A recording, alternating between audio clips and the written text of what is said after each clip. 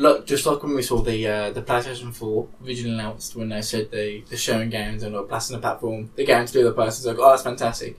But now thinking back to it as an older adult, to the Xbox platform, the way they were explaining how it works and the way that it will go forward, that actually seems like a pretty cool platform. The way it would work. Yeah, it was so foreign when they first exactly. That was the thing, and everyone was like, "Oh shit, exactly. they're changing shit up." You know what I mean? It was such a large change. They didn't word it well either. Thinking, we don't want this. No, They did not word it well at all. They didn't know, but I think now, moving on to the new generation of consoles in like a 3 or 4 years time, if there was the same thing again, maybe 2 years time, same thing again. I think speaking about how we've been talking about how this audience has matured throughout the years. That would actually probably go down pretty well. Yeah. Speaking about how... Microsoft got that rep. They've got that reputation, and, well, at least with us and the people we know. And then, so you see that kind of thing, and you're like, it's the catch, like... It's the pull. It's big time. It's the pull. So now you've bought an Xbox One S to play the previous Xbox games that have come out on there, and you're looking at the things on there, and you're like, do you know what? This actually works pretty well. Xbox are making gamer-friendly moves. I bought an Xbox One S. I'm so sorry. I'm not going to start playing FIFA and Call of Duty, I promise. But Let's get that Mountain Dew. Say hi to your mum for me. But no. The backwards compatibility stuff was the selling point for me. I'm playing so many great games, and I was thinking about it. Beyond Good and Evil. Beyond Good and Evil, Bayonetta, all the old Mass Effects. Like, I know you can do it on PC. I'm not a PC person. I'm sorry, scrub. I'm a console scrub. But it just works so well. And I was thinking, like, PlayStation 4 would never ever do this because PlayStation want to sell you those old games again for £15 and put HD on the end. And so, in that respect, you gotta give Microsoft. You gotta respect it. You have to respect it because it's so fun. GG Microsoft. It's so fun. I bought the Rare Replay. It's good, and I don't think PlayStation will never do that. You know why they won't? Because they're ahead and they're winning, and they know people will buy their games, and they've got more people having a PlayStation, so they know. That's the thing. The person who. If we looked at the previous generation with the Xbox 360 and PS3, those people, whoever's ahead, seems to get pretty lazy. Let's be honest. And the person who's trying to catch up is trying to get all new things, taking risks, and trying to get that's why PS3 eventually sold more than Xbox. Exactly, and that's why PS4 came out the gate and was like, okay, we're ahead now. And they came out a more powerful console and at a cheaper price. The Xbox One came out. It was a less powerful console. They were trying to try new things with things like the video, like basically TV, all the TV stuff, and that just didn't take off. They weren't appeasing to the people that originally bought their platform. They weren't like trying to say it to the gamers. Exactly, this is a media machine. Literally, and I'm sure you all know that at the moment the way that Microsoft is currently behind the amount of PlayStation, it's basically a 2-to-1 sale. Yeah. PlayStation is so far ahead that there's no way they're going to catch up. It's so bad that Switch is catching up with Xbox, basically, and that's only just came out. So you all know that, you know the way it's going, and Microsoft now are trying to find ways to look ahead, possibly to the next generation, to think actually how we're gonna do these things. I mean, the average gamer is going to look at them making all the right moves now, and when it comes to the next generation of consoles, they're going to be like, well, these guys seem to know what they're doing. They're making decisions good for the gamer. Maybe that'll go with them, kind of thing. Mm-hmm. And that's why I think obviously the Xbox will win the next console generation, because they've probably learned a lot of lessons from this, and PlayStation will get lazy and think, oh, we've got this, we did this last time. No, honestly, I absolutely hope that's what's going to happen. Yeah. I think it should be a 1-2-1-2 cycle, just to keep everyone on their toes. And you look at it, it has been. It has exactly, Xbox original, and then Xbox 360, and then PlayStation 4. It's been a 1-2-1-2 cycle. Everyone needs to keep on their toes at the end of the day, and competitiveness at the end of the day is better for the consumer, which is us. We're the people that play the games, we're the people that buy the games, and the more competition in the market, it's not a bad thing. Yeah, for us. And they said as well, look, with backwards compatibility, they're always extending the library. So if you can get an Xbox and play your games you still got under your bed, or you can go on your PlayStation and pay for it again. Yeah. They're like, we don't want to lock you out from games that you've already paid for, which makes so much more sense. You don't need Live. I haven't got a Live membership. You just go and do it. Simple as. So looking at, I can see it's a big similarity to what happened in the last generation. Like obviously when the PlayStation 3 came out, it didn't sell very much because of the high cost of getting the platform and the few games that are coming out. But now the additional benefits of getting a Xbox One S over a PlayStation, your backwards compatibility, and your cheap online games and things like that. It's a legitimate platform now. I think people that are going to be looking at this are going to think, oh, okay, then we can go in this way. And I paid $2.20 for mine, and I had 5 free games. So if you want one, now is the time. Now's the time to go. Yeah. Exactly. Yeah. Especially if you're not bothered about the power of the X, which a lot of people aren't. No, exactly. I think they need to announce a better platform to make the lower platform even cheaper. Yeah. Because then the cheaper that lower platform gets, the more people are going to buy into it. Exactly. Like if anything, the X makes the S look better. Yeah. Exactly.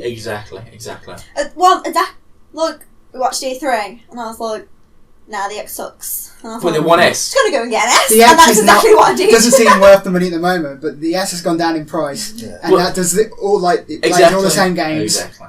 But you got to think as well. It's like it's a 4K Blu-ray as well. Yeah. If you're interested in that, you've got a 4K TV. It's like when was it the PlayStation 3 was the cheapest Blu-ray player, and the PS2 was the cheapest DVD player. Buying a 4K Blu-ray player will cost you. Does it still cost you more than it would to buy it? It's about £250 to get a decent 4K Blu-ray player, which is more than the Xbox One S. I will never go to Xbox to play the main games that I play. I'll always play on PlayStation. Not on this current generation, because we're all on PlayStation. All the games, like multiplayer games especially. But for the other things it can do, the backwards compatibility, the 4K Blu-ray player, $220, and the exclusive they got coming next year. What's not to go for? Exactly. What's literally? I enjoy my Xbox a lot more than I care to admit. Like I shouldn't like. The thing is, they've been such a especially for been a very consumer friendly company. Yeah, but they weren't to start with. I think ever since Phil Spencer took over, he seems to know what he's doing. He's kind of made it gamer friendly, basically. No, exactly. And it took a while to change that. And he's been doing it little by little. Exactly. It's going to be an uphill struggle though, because people already have these preconception notions. You think about Microsoft and you think, they charge you for this and they charge you for that. And no, it's not even like the games on it. I'm just talking about Microsoft in general. You think, they charge you for this and they charge you for that. And they're always out to make money. Just money grabbing bastards. It's going to take the gaming community are not a stupid one. They know what to look at, and they're going to look past into these things and think, okay, these are quite a money grabbing company. It's going to take some convincing to say that they're not. And their weakness is always lack of games. Exactly. Yeah. So at the moment, going off the previous E3, it's still the lack of exclusives that they have there are. They haven't got the first party exclusives. They need what they need. Their X they've apparently got amazing. some. They just weren't ready. The thing is, you look at theirs. It's fair enough if they haven't got them ready, but even if you still look at their studios, they haven't got that many compared to PlayStation's. PlayStation got a fuckload of first party studios. They can make the best console on the market, but games sell consoles if there's at the end nothing of the to play day. on it, no one's going to buy it. No, it's the same issue that PC has. It's that okay? Then the PC can come out and it's you can pay £1,000 for a PC, and the most powerful PC that's currently available. But you know what? Can you play Uncharted on a PC? No. Can you play Horizon Zero Dawn on a PC? You haven't got a choice as to what's going to be on there, and the exclusives are the things that sell these consoles. Yeah. If you want to play these games, you play a PlayStation. At the end of the day, because all the third-party companies and all the first-party companies. Xbox has, if you want to play Halo, you want to play Gears, you have nowhere else to go in the day. But other than those two platforms, you go to PlayStation because it has the better story and it has the better gameplay in the day. But I can tell that Xbox is really trying to change that. Yeah. They're trying to bring it back around. They're trying to bring it back and say, do you know what? We're actually for the gamers. We're trying to try the best for the gamers. And they're moving forward from there.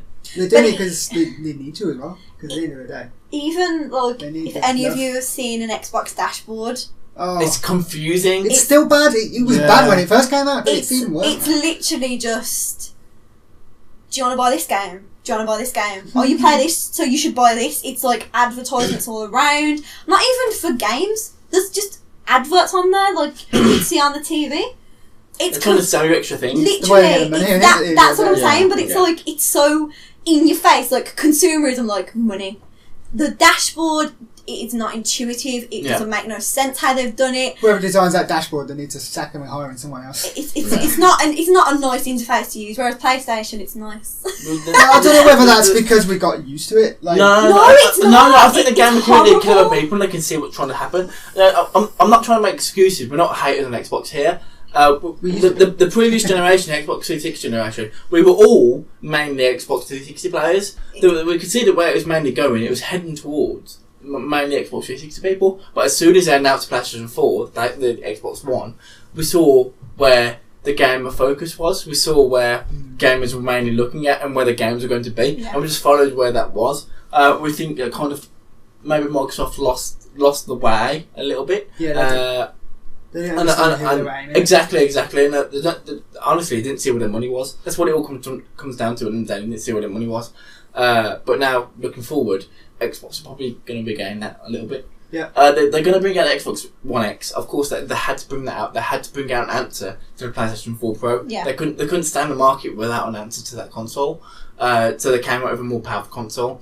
But honestly, I don't think that's their main goal. I think their main goal is to stay in the consumer market and sell the Xbox One S and sell more of their platform. And as long as people invested in the Microsoft platform, then they're happy at the end of the day. That's why it's such a good move putting it on the PC as well, because it's still Microsoft games. Exactly. The exclusives, so they're still selling. They're still making the money off it. That was another big thing as well. I bought it because these guys are all like they all play PC, and I don't like it. So now we can all play Gears together because I've got a console which I prefer to play it on. Yeah. So that's a really good that to me is a really good selling point, because then I can still play the games with you guys, but I don't have to force myself to play on a PC. That for me was worth paying for on its own. When they announced that, it was just bravo Xbox, because it was just no one expected it. It was a very easy choice to make back then. It was very easy. You can see who was doing what at the time. You can just okay, we're going to pick these guys because that's obviously where everyone was going. Yeah. So that's basically the point of the discussion. So we can't stand this too long because we've been talking about this for a very long time. So we're going to move on. If you like that video and want to see more like it, then click this playlist button here. If you happen to want to subscribe to us and check out all our content, then click this amazing sexy button right here. Look how enticing it is. You know you want to click it. And if you're already subscribed to us, well then you are already an awesome human being.